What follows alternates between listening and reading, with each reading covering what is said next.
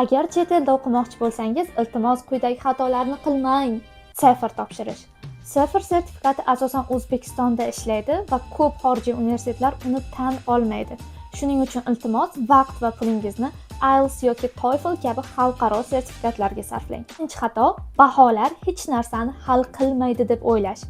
Ishoning, grant va universitetlar uchun eng muhim ko'rsatkich bu GPA hisoblanadi. Shuning uchun maktabda o'qiyotgan bo'lasizmi yoki universitetda o'qiyotgan bo'lasizmi, GPAingizni balandroq qilishga harakat qiling. Uchinchi katta xato bu deadline'ga yaqin hujjatlarni tayyorlash.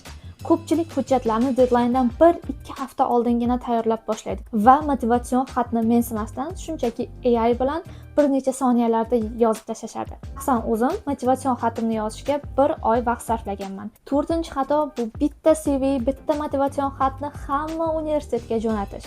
Bu eng katta xatolardan hisoblanadi. Siz bu universitetga loyiq emasligingizni ko'rsatadi va osongina sizni rad etishadi.